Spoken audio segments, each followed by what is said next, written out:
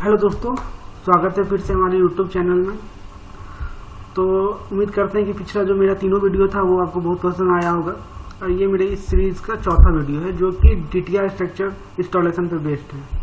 कि हम इस टॉपिक में हम जानेंगे कि कैसे हम लोग DTR को इंस्टॉल करते हैं या फिर उसके स्ट्रक्चर को कैसे इंस्टॉल करते हैं, कहाँ कौन सा सामान लगता है, इसमें कौन सा चैनल लगता है, कौन सा क्लैंप लगता है, कौन सा मतलब सारे चीज़ उसके ड्राइंग को कैसे स्टडी किया जाता है, हम ड्राइंग को कैसे समझेंगे, और सारे चीज़ को इस टॉपिक में कवर किया जाएगा। और ये जो टॉपिक है ना वो मोस्टली इंटरव्यू में सबसे ज़्यादा क्वेश्चन इसी से पूछा जाता है। ठीक है, तो हम स्टार्ट करते हैं। ये देख लीजिए, ये मेरा DTR स्ट्रक्चर है। आप लोग हम अपने गांव मोहल्लों आसपास में खेत खलिहानों में सब जगह देखे होंगे कि ऐसा DTR का स्ट्रक्चर बनता है। ठीक है, तो ये मेरा DTR का स्ट्रक्चर है, आप लोग जैसा देख रहे हैं।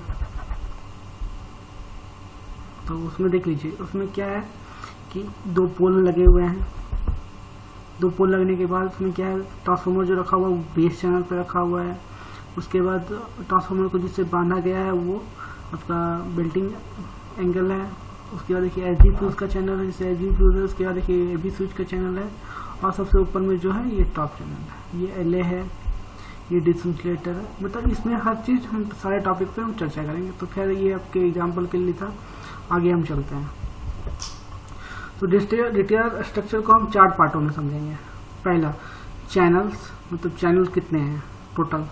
दूसरा क्लैंप, मतलब क्लैंप कितने लगेंगे। तीसरा एडिशनल आइटम जैसे हो गया आपका transformer, danger board, barbed wire, ये सब मेरा एडिशनल आइटम्स हुआ। और चौथा होगा ड्राइंग अरेंजमेंट, और ड्राइंग उसको अरेंज कैसे किया था, या फिर कौन सा सामान कहाँ लगा हुआ, कैसे अरेंज किया है, कितनी कितनी दूरी पे कौन सा सामान लगी हुई है, उसको हम समझेंगे। ठीक है, तो आगे चलते हैं चैनल्स के ऊपर में। तो चैनल में क्या क्या चैनल आते हैं। DTR का टॉप चैनल, DTR का base channel, DTR side base channel, SG fuse channel, AB switch channel, DTR Belting angle, DTR side belting angle, channel support for operating handle और पाइप। ठीक है, अब बात करते हैं DTR टॉप चैनल के बारे में। तो DTR टॉप चैनल जो होता है उसकी लंबाई होती है 2800 मीटर की, 2800 mm की। उसका सेक्शन होता है 100 × 50 mm का। यानी कहने का मतलब है कि ये जो चौड़ाई है ये वाली, ये 100 की है, और ये जो मतलब कह सकते हैं कि ऊंचाई और चौड़ाई, मतलब उसको ऊंचाई मान लीजिए, लंबाई हो गई, ये चौड़ाई हो गई, ये ऊंचाई हो गई। ये 100 mm की ऊंचाई हो गई, ये चौड़ाई 50 mm की हो गई। ठीक है, और इसका जो वेट होता है वो 7.9 kg पर मीटर होता है। इंटरसेंस करने का मतलब है कि इसका 1 मीटर चैनल का वेट 7.9 kg पर मीटर है। यानी अगर ये 2800 mm का है तो 2.8 मीटर इंटू 7.9 kg, इसका जितना भी होगा वो एक चैनल का मतलब ये हो जाएगा, आपका क्या कहते हैं वेट हो जाएगा। चलिए हम आगे चलते हैं। DTR बेस चैनल पे इसकी भी लंबाई 2800 mm की होती है। इसका सेक्शन 100 × 50 mm का होता है। वेट 7.9 kg पर मीटर होता है। अब चलते हैं DTR बेस चैनल के ऊपर में। ठीक है, DTR साइड बेस चैनल के ऊपर में इसकी जो लंबाई होती है वो 477 mm की होती है। सेक्शन 75 × 40 का होता है, और वेट जो होता है 5.7 kg पर मीटर होता है। चलिए आगे चलते हैं SG फ्यूज चैनल के बारे में। इसकी लंबाई 2700 मीटर की होती है। सेक्शन 75 × 40 का होता है। इसका जो वेट होता है 5.7 kg पर मीटर होता है। फिर आगे बढ़ते हैं AB स्विच चैनल का। इसकी भी लंबाई 2700 mm होती है। सेक्शन 75 × 40 का होता है। वेट 5.7 kg पर मीटर होता है। फिर आगे बात करते हैं DTR बेल्टिंग एंगल का। इसकी भी लेंथ 2800 mm की होती है। सेक्शन 50 × 50 × 6 का होता है, और वेट होता है 4.5 kg पर मीटर। फिर आप बात करते हैं DTR साइड बेल्टिंग एंगल का। DTR साइड बेल्टिंग एंगल जो है इसकी लंबाई 500 mm की होती है। सेक्शन 50 × 50 × 6 का होता है, और उसका जो वेट होता है 4.5 kg पर मीटर। फिर हम बात करते हैं channel support for operating handle और पाइप। अब channel support for operating handle, इसका जो लेंथ है 447.5 mm का है। सेक्शन 75 × 40 mm का है। वेट 5.7 kg पर मीटर है। फिर channel support for operating pipe, length जो है आपका 379.5 mm का है। सेक्शन 75 × 40 का है, और वेट 5.7 kg पर मीटर का है। अब चलते हैं, अब ये तो हम जान गए कि कौन कौन से इसमें चैनल्स लगते हैं। अब हम बात करते हैं उसको क्लैंप। और क्लैंप का बेसिकली यूज क्या है, क्लैंप अपने चैनल को पकड़ता है। यानी कहने का मतलब कि अगर कोई चैनल अगर हम पोल में सेट करते हैं तो उसको हम क्लैंप की सहायता से उसको पकड़, मतलब वो पोल में पकड़ के जाता है, जिससे हम नट बोल्ट से टाइट करके रखते हैं। ठीक है, अब इसमें बेसिकली क्लैंप और हर चैनल के लिए पर्टिकुलर क्लैंप है। जैसे एबी स्विच चैनल के लिए एबी स्विच क्लैंप है, और उसके बाद उसको वो ससरे नहीं, उसके लिए डमी क्लैंप है।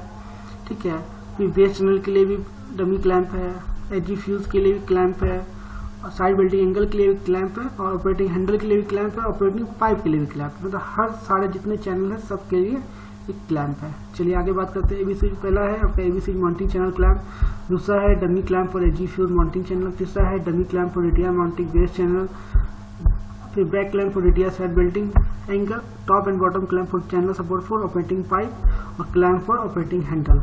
ठीक है, अब एजी फ्यूज में क्लैंप एजी फ्यूज का जो चैनल होता है वो क्लैंप से टाइट नहीं होता, उसको नट बोल्ट की सहायता से मतलब हॉरिजॉन्टली टाइट कर देते हैं। ठीक है, और वो नीचे नहीं ससते, उसके नीचे डमी क्लैंप लगा देते हैं, जो कि हम आगे देखेंगे ड्राइंग में। हम सारा चीज ड्राइंग से समझेंगे, आपको सारा चीज ड्राइंग से समझाया जाएगा। पहले तो आप चैनल क्लैंप के बारे में जानकारी ले लीजिए। ठीक है, अब ये देखिए क्लैंप।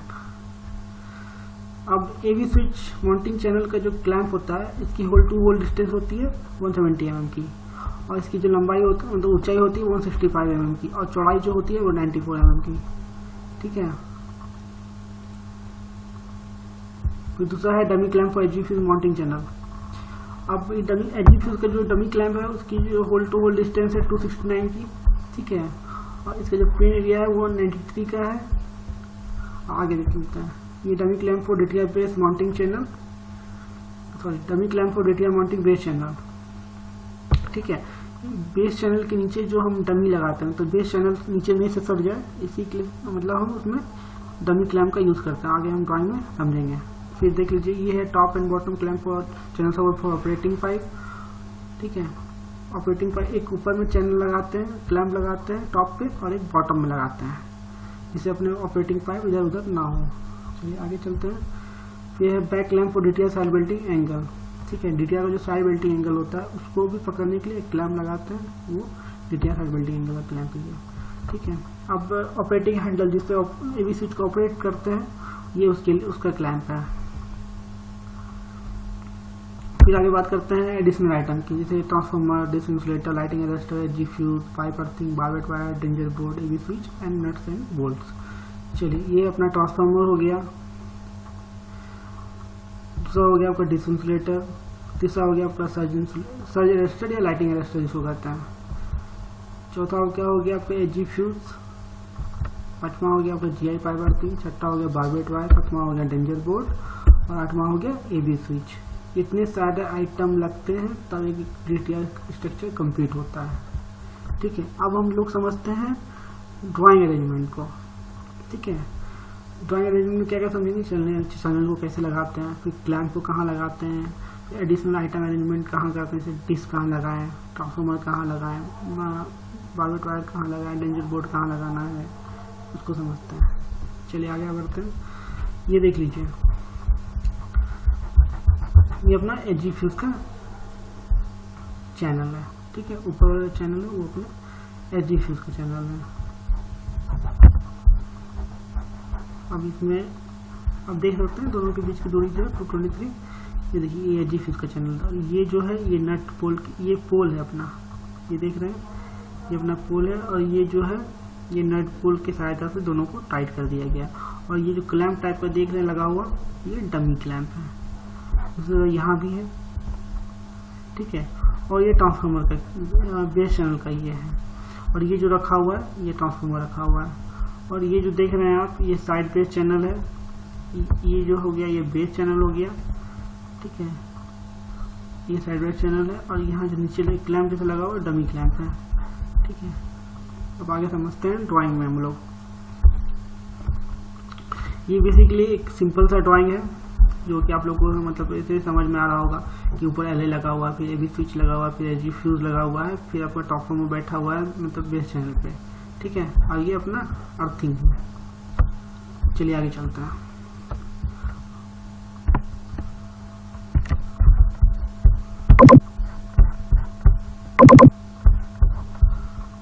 अब आते हैं इसके ड्राइंग पे। अब इसके ड्राइंग पे आते हैं।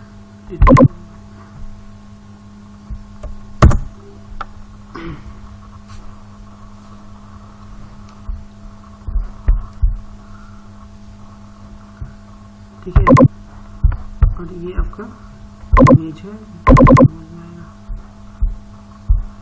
इसको थोड़ा जूम कर देते हैं, तो इसी हिसाब से आपको समझ आ जाएगा।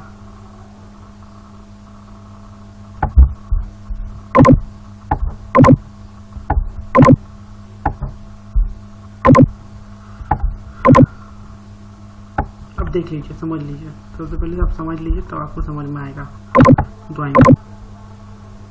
डिटेल स्ट्रक्चर समझ लीजिए। ये तो पूरा डिटेल स्ट्रक्चर हो गया, ये तो आप लोग जान ही रहे हैं। अब इसके अरेंजमेंट पे चलते हैं, यहाँ चलते हैं अरेंजमेंट पे। देखिए ये DTR जो है ये बेस चैनल है, ठीक है, ये बेस चैनल हो गया। ये जो हो गया आपका साइड बेस चैनल हो गया, ठीक है। ये जो हो गया आपका dummy clamp for DTR base channel का, ठीक है। ये जो आप देख रहे हैं ये डमी क्लैंप है, ये वाला, ठीक है। उसके आ जाइए, ये आपका ट्रांसफॉर्मर बेल्टिंग एंगल है, ठीक है, ये वाला। ये जो आप देख रहे हैं, ये वाला जो आप देख रहे हैं, ये DTR transformer side belting angle है, ठीक है।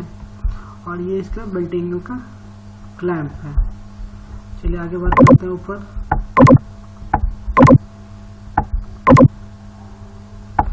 ये आपका HG फ्यूज का चैनल है, ठीक है।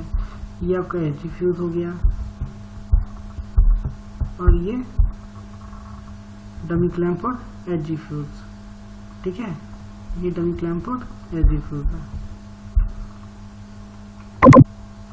फिर ऊपर बात करते हैं, ये आपके AB स्विच का चैनल हो गया, ये चैनल और ये चैनल AB स्विच का चैनल हो गया। ये जो है ये देख रहे लंबी सी, इसे मेरा ये हाथ चल रहा है, ये आपका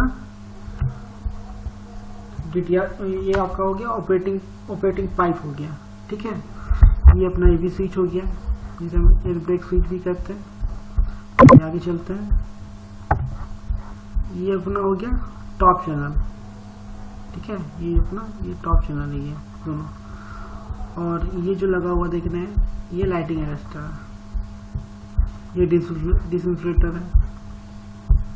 चलिए अब इतना आप समझ के, इतना आप देख लिए तो आप लगभग सब समझ ही गए होंगे।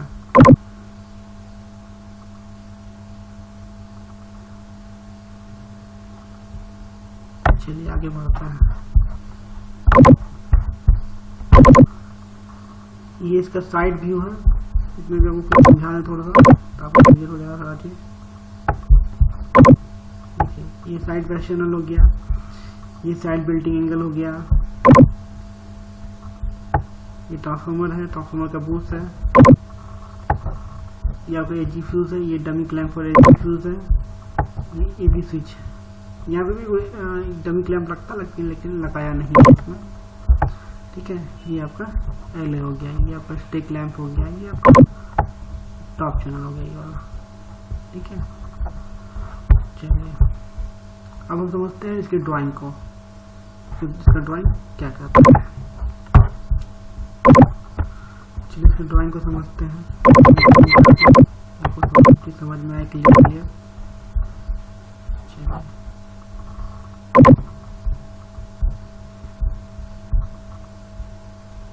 ये दोनों मेरे पोल हो गए, ठीक है, जो कि 1500 मीटर मतलब सॉरी 1.5 मीटर ग्राउंड में है, ठीक है ना। अब हम बात करते हैं, देखिए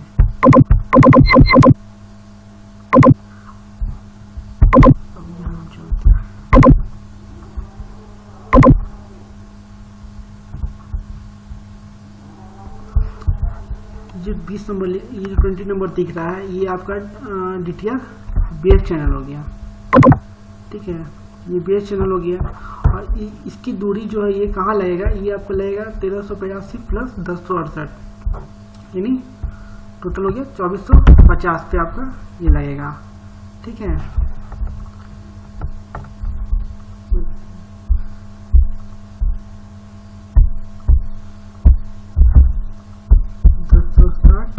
प्लस 1382,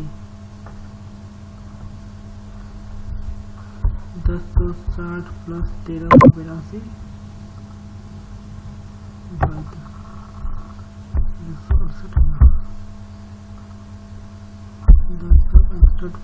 1382, तो 2450 पे अपना बेस चैनल लगेगा, जो कि आपको 20 नंबर चैनल, 20 नंबर जो 20 नंबर दिख रहा है ये आपका बेस चैनल है। ठीक है, ये 13 नंबर जो है ये आपका डेंजर बोर्ड है, और ये डेंजर बोर्ड जो है DTR के नीचे लगता है बेस चैनल में। ठीक है, ये 28 नंबर आपका हो गया डमी क्लैम्प, जो आप वहाँ देखे होंगे। 2 नंबर जो है ये है barbed wire, just base channel से 405 mm ऊपर आपका DTR का साइड बेल्टिंग एंगल लगता है। ठीक है, जो 18 नंबर का जो चैनल है ये है DTR बेल्टिंग एंगल, और ये जो आपका लगा हुआ है DTR साइड बेल्टिंग एंगल। ठीक है, ये DTR साइड बेल्टिंग एंगल का क्लैंप है। ठीक है, जो कि 35 नंबर पर शो किया गया है। आगे चलते हैं, 11 नंबर जो है आपका ऑपरेटिंग पाइप है। फिर देखिए, फिर जस्ट 2450 से आपका हो गया 1700 mm ऊपर, मतलब बेस चैनल से 1700 mm ऊपर HG फ्यूज का चैनल लगाया गया है। ठीक है, बेस चैनल से 1700 mm ऊपर HG फ्यूज का चैनल लगाया गया है। ठीक है, और HG फ्यूज के चैनल से जस्ट 1550 mm की दूरी पे आपको AB स्विच का चैनल लगाया गया है। ठीक है, और AB स्विच के जो नीचे वाले चैनल से जस्ट 400 mm ऊपर आपको AB स्विच का टॉप चैनल लगाया गया है। ये बॉटम हो गया, ये टॉप हो गया, और पोल से 100 mm के डाउन पे आपको DTR का टॉप चैनल लगाया गया है। ये आपका 3 डिश हो गया। ठीक है, तो बस बहुत इजी है, इसमें कुछ नहीं है समझने के लिए।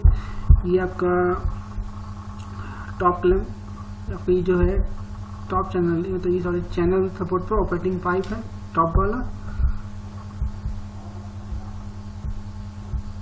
ठीक है, और ये आपका ऑपरेटिंग हैंडल का चैनल है, और फिर इसको क्लैम्प से, इसके पीछे जो क्लैम्प के बारे में बताया था, क्लैम्प और ऑपरेटिंग हैंडल वो इसमें है। चलिए, आपका लगभग सारा चीज़ क्लियर हो गया, अब इसमें कुछ नहीं बचा, अब बहुत ईजी है, अब इसमें कुछ है ही नहीं।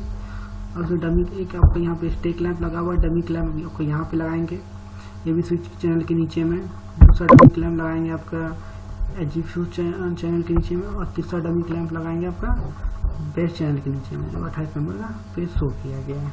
ठीक है, अब आप लोग समझ गए होंगे।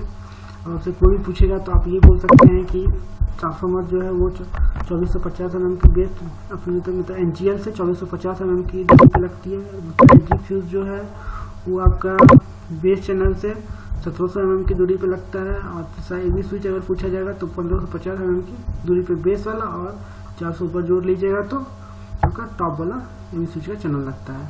और पोल का जो टॉप चैनल होता है वो पोल से 100 mm डाउन पे लगता है। ठीक है, बस यही सिंपल सा इसमें है फंडा, और कुछ नहीं है, और बहुत ही आसान सा था। इससे आपको सारा चीज क्लियर हो गया। चलिए, अब बात करते हैं इसमें इंटरव्यू में पूछे जाने वाले कुछ क्वेश्चन एंड आंसर के बारे में। तो क्वेश्चन में पहला क्वेश्चन ये पूछा जाएगा, जो मतलब मैक्सिमम हम लोग से पूछा जाता है कि चैनल कहाँ लगता है, मतलब बेस चैनल कहाँ लगता है। तो आप बता सकते हैं कि बेस चैनल से ग्राउंड लेवल से 2450 mm ऊपर पे लगता है। फिर पूछ सकता है HG फ्यूज का चैनल कहाँ लगेगा, फिर पूछ सकता है AB स्विच का चैनल लगेगा, और फिर पूछ सकता है वो टॉप चैनल कहाँ पे लगेगा, मतलब कितना दूरी पे लगेगी। तो आप तो इसमें बड़ी मतलब समझ ही गए कि कहाँ क्या लगेगा। फिर इसका सेकंड क्वेश्चन राइज होता है, जो इम्पोर्टेंट होता है, वो पूछ सकते हैं कि LA आप कहाँ लगा सकते हैं। तो आपको ये बोलना है कि LA सर हम टॉप चैनल में भी लगा सकते हैं, दूसरा DTR के बूस्ट पे भी लगा सकते हैं। ठीक है, तीसरा आपसे इम्पोर्टेंट क्वेश्चन पूछ सकता है कि उसके चैनल का टॉप चैनल का वेट कितना होता है, और बेस चैनल का वेट कितना होता है, DTR साइड बेल्टिंग एंगल का मतलब वेट कितना होता है। ठीक है, ये वेट पे तीसरा क्वेश्चन वेट पे आपको पूछा जाता है। तो आप तो सारा चीज़ वेट भी समझ के हैं, अगर नहीं होता तो वीडियो को आराम से देखिए, समझिए, और जो ना समझ में आए वो मुझे कमेंट सेक्शन में आप हमको बता सकते हैं। आई होप कि आपको ये वीडियो अच्छा लगेगा। और मैंने 2 वीडियो और बनाई है, 3 वीडियो और बनाई है मैंने, जो कि PSC पोल पे है, AV केबल पे है, और तीसरा स्टेट सेट पे है। तो आप PSC पोल से रिलेटेड कोई भी क्वेश्चन होता है तो उस वीडियो में अभी आप देख के बता सकते हैं। AV केबल का भी कोई क्वेश्चन आप उसमें देख सकते हैं, और स्टेट सेट अरेंजमेंट को लेके भी कोई भी डाउट्स हो तो वो तीसरा वीडियो मेरा देख सकते हैं। वो तीनों की लिंक हम डिस्क्रिप्शन बॉक्स में डाल देंगे। Thank you.